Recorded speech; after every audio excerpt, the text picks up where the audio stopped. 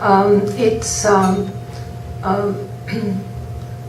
it's the some selections from my upcoming novel, which is called Cripple, and this novel is a fantasy. It's a fantasy about a society that's inclusive, like made for all living beings, and it of course has conflict with surrounding cities that are societies that are made only for humans like ours. So this novel is in verse, so I mean, I'm sorry about that, but that's how it is. I'm sorry. So this is how it begins. And this is a little passage from the narrator of this novel, whose name is Blue Fern. And she says, I am the medium, I said, becoming it. And in this role, I am poised to narrate the story of sunset, a fast disappearing culture that has decided to stay. As for myself, I am a healer of sunset living in a keep. A fish out of water, I'll bring you the ocean in a drop. This novel has 3 sections. The first section is called Sunset, and I'll read the first passage from it.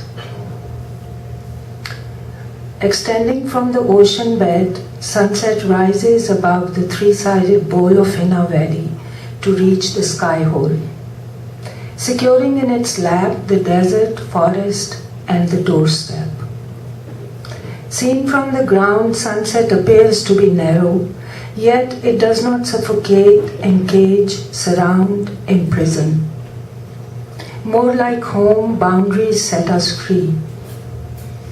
Inside it, an absolute sense of trust and caring, sweet water of the stream, a home in the trunk of the largest tree, fruits, vegetables, grains, and meat, white flowers of cotton, colors oozing out from wood and stone.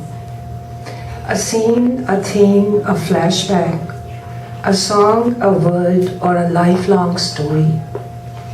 Whatever is presented is received by all.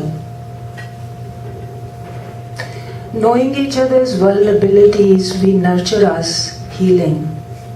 Pain abandons the bodies, leaving the spirits unscathed. Joyful in our movements and fulfilled in our time, we continue to grow into the persons we desire. Away from sunset, we enjoy immunity. Keepers stand aside, lifting the barriers. Beyond the governing laws of all cities, we are the other. Being with us is simple but entrenched.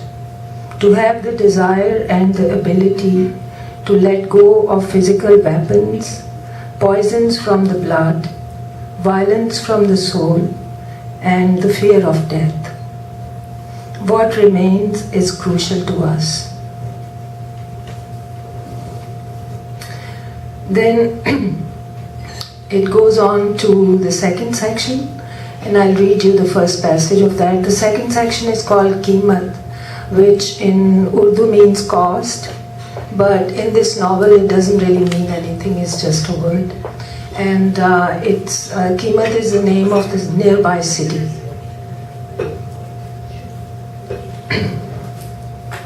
Facing each other across this desert, we look to our south, you to your north.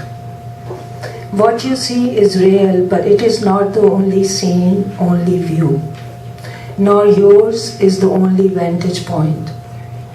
Still you choose to fly your thoughts in tunnels, narrow and cold, constricting the flow of all life-inducing energies. Back of your mind, short-term agendas, perceptions of reality's unchallenged lies. Distorted your stories, honing your prejudices to gain power over others. Wearing your clothes, we may appear to be the same, but we are distinct, set apart, by the values of our cultures. Yet the line dividing us is almost invisible. As we come across anything will give us away. A walk, a look, a joyful rhythm. Anything unfamiliar will give us away. And when that happens, you will pounce on us from all around. Slow death your hands, or a sudden short enchantment of an uncomplicated mind. A mind addicted to the creation of seemingly inconsequential deaths. No death is without consequence, as is no life.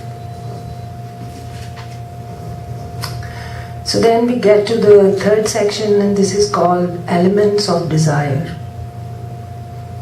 The very maximum required for us to live is also the very minimum we must acquire to live. Clean air, nutritious foods, trust, love, joy, togetherness, artistic creations. The elements of our desire are all here with us. Thank you.